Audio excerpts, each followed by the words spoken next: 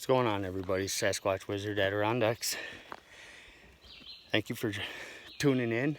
I know I haven't posted anything for a while. I've been diligently working on Tree Breaks Decoded, and I am so close to being done. I'm very excited.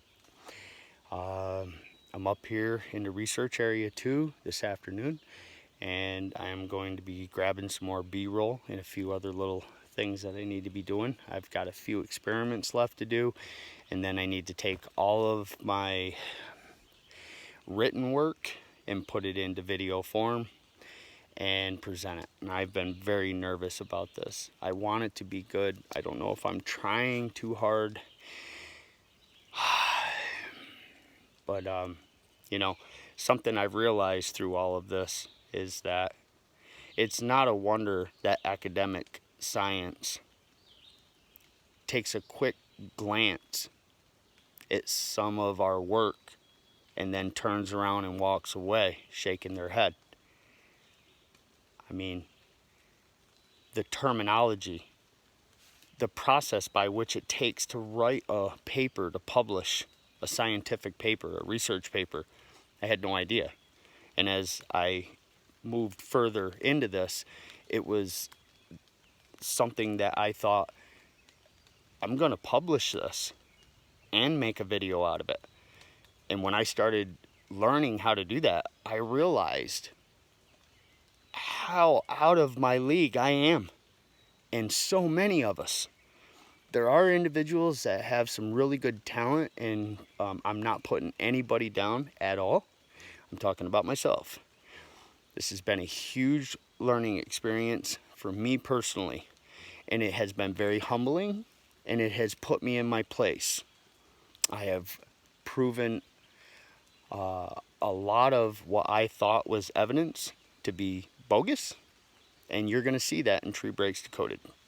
I don't want to spoil it, okay? I just thought I'd come on, say hello. Couple quick things right here that I want to share with you. My thinking. Number one, on my way up into research area 2, there's this particular beech tree that I've been staring at. It's got about a 30-inch base. It's a 3-pronged beech, and it's in the midst of a very, very, very bad outbreak of beech bark disease, where damn near 98 to 99% of every beech tree within a mile of where I'm standing right now, it has cankers all over it, is in the later stages of beech bark disease. And you will learn about that in Tree Breaks Decoded. But I will show you a little example right now.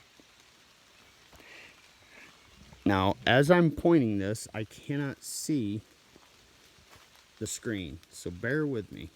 And I haven't had this gimbal in my hand for quite some time. Alright, so if you look down there, you see a pile of wood chips. You see a couple holes in the tree. That's woodpeckers getting to the bugs. Now, let me take you down there closer.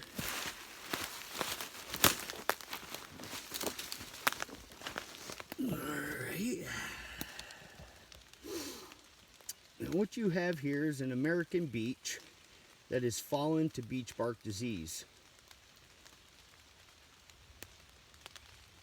It has shelf fungus growing on the side of it, and it is riddled with cankers. I'll show you the cankers. If you look here on the tree, all these little blisters, those are the entry points where the felted beech-scaled insect injects its sucking mouth part through the outer bark into the phloem of the tree, creating an entry point for the Nectaria fungus to get into the tree and starts the infection. Right past this beech, you see another beech riddled with cankers.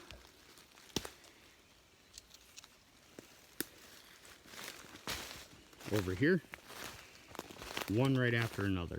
They're everywhere. Okay? The felted beech-scaled insect is not natural here in the Adirondacks. It's an invasive species brought over here in the mid-1900s. the Nectria fungus, which there are scientific names and a couple different strands that you will learn in Tree Breaks Decoded.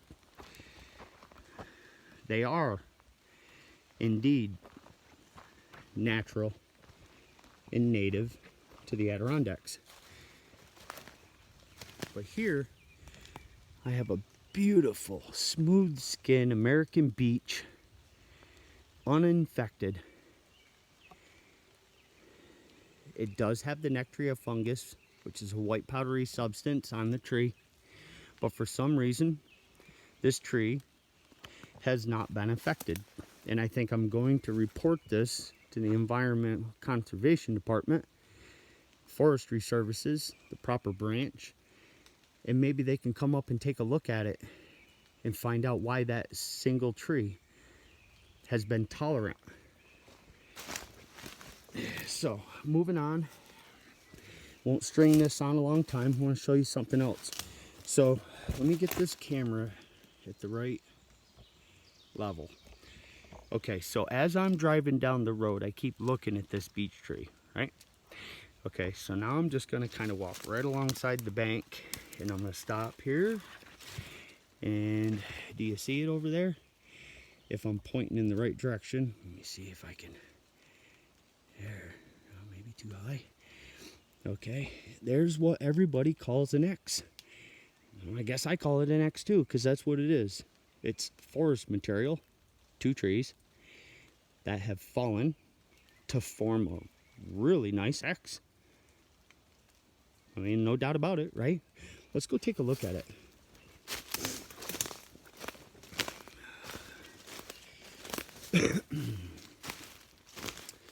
Let me get a little closer. All right, so there we have it. You know, those trees are definitely dead. Without getting all crazy, I don't have my pack with me. I'm not suited up. I was just driving up in here, getting ready to go up and do some B-roll and some experiments. I don't have my tape measure, so you can believe me when I tell you the tree that is in the ground on the left and going up that way is about 16 to 18 feet long.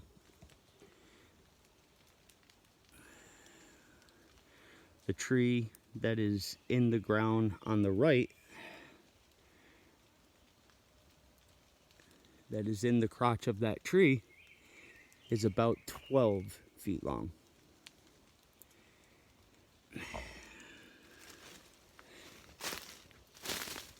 Show you right at the point of the X where they cross. You can see that the trees have been dead for a long time. I also want to show you that part of one of these trees right here is leaning up into the same area where this tree got caught up into the crotch of that tree. That beech, that is also a beech tree, the live tree that it's caught up into. And you can see the Nectria fungus all over this tree, the white blotchy looking, okay? And that, boy, that might be crustose, a lichen. So it might be or might not be, but we'll get off that here for a second. All right, so this particular tree, it obviously hit right here and then snapped, and the rest of it is right down here. And again, please remember that I am I can't see the screen, so I don't know if you can see where I'm pointing. And now let's go back, and we'll come into it from a different direction. Ooh. There's some more of that beech bark disease, and sometimes if you look, here, hold on. Sometimes if you look right inside there, I don't know if you can see in there, but that might be the felted beech scale insect, which is less than 1 millimeter long, and it has a yellowish, mushy, soft body. All right, but there's our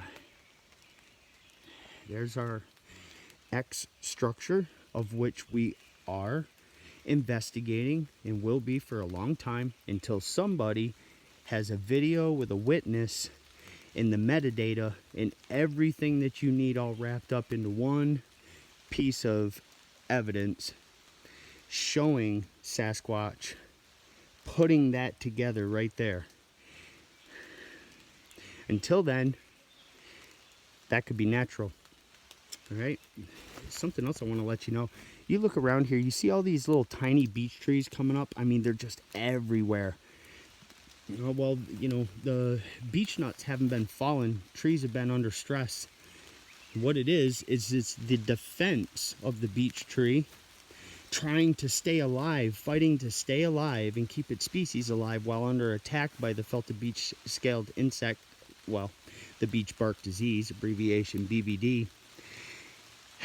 It sprouts up out of the roots. These are sprouts, okay? They're sprouting up out of the roots to stay alive. You get into these forested areas with beech bark disease and you'll run in the fall. You know those rusty leaves, the beech leaves. And all of a sudden, I mean, you just barely even walk through there. Changes the ecology. All right. Getting all excited. I haven't talked to you folks in a while. You know,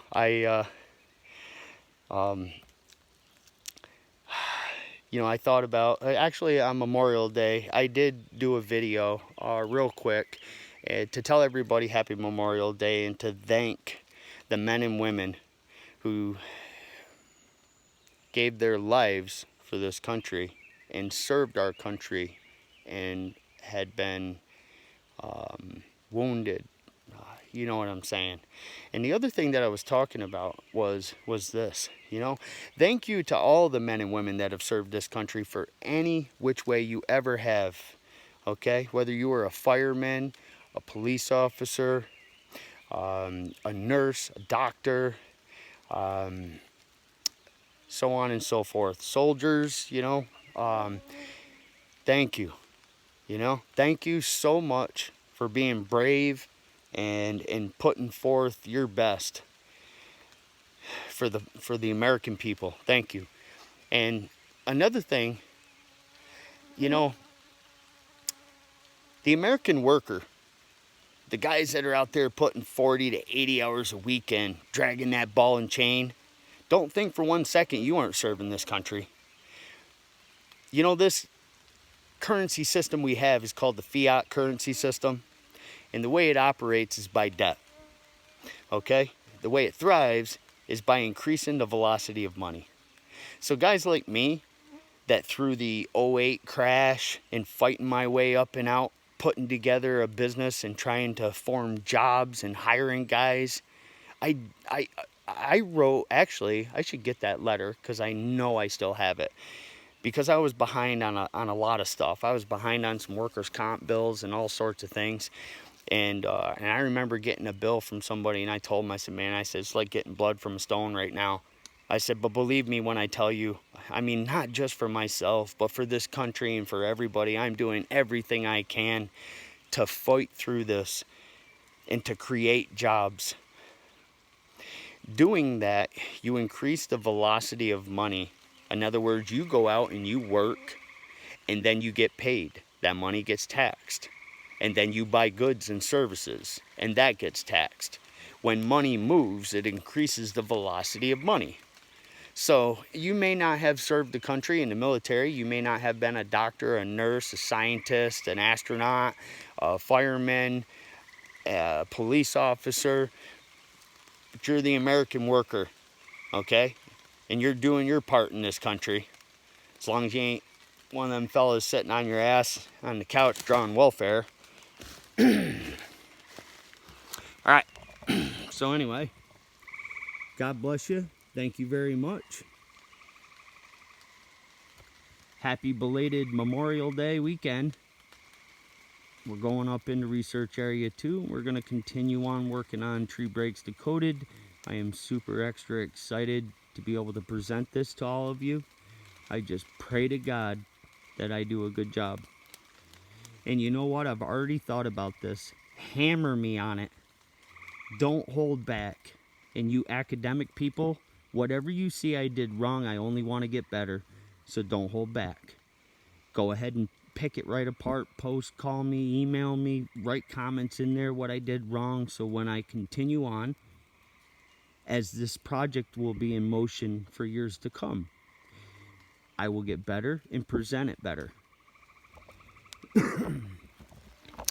I don't know if I don't know. Oh yeah, hey, you guys like the king of Sasquatch? Chewy. All right. I don't know if I mentioned this before, but something else that I realized, I think I already did, maybe I didn't, but I'll just say it again real quick. I realized something early on, and then even more as I got going, that you know, it ain't a wonder why scientists, academic science, doesn't like to intermingle with civilian scientists, pseudoscientists. Listen, I realized real quick I was way out of my league. The terminologies, the process by which you have to do everything. I mean, liken it to, all right, let's say you had to go to court, and whatever, family court or for whatever, and you're just thinking to yourself, listen, I know the truth. I can defend myself. I don't need to spend no money on a lawyer. I'm going in there. I'm just going to tell them how it is. You need a lawyer because there's certain terminologies, certain processes that need to happen for it to be legitimate. And a judge knows that. And he's just like, oh boy, here we go. You would have won, but you didn't know what to say. Well, that's like this, in all of this research. These academic science individuals, the professors and so on and so forth, how you doing? They are basically looking at what we're doing, and they can see right through it. And they're like, oh boy, do I really want to do this? It's like trying to take a third grader out and work together on a project. So I know there is a lot of people that I've seen, you know, that you guys are working on it and writing research papers and stuff. And yeah, that's the direction to go. And good luck with that, man. I hope you guys are excelling fast. And that is what we need to do. So, you know, I'll end it with this. I don't think anybody can say they don't or didn't recognize all the hustle and bustle that went on here in the last year. And I gotta say, yeah, I mean, at different times I was just like, oh my God. And there's different points of it that I think was unnecessary and a little overkill. But all in all, that was the point. Be careful what you say. Be careful how you talk about it. If you're just here for entertainment, that's great, man. That's great. Make sure everybody knows that. I am dead serious about what I'm doing, and I want to be academic. I want this to be legitimate. I want to make a difference. So I am very serious about what I'm doing, and I'm okay with taking ridicule. But for individuals that are just pointing and talking about things they don't even know what you're talking about, try to find a way to just, you know, differentiate, you know that word, yourself from the real deal and just out having a good time.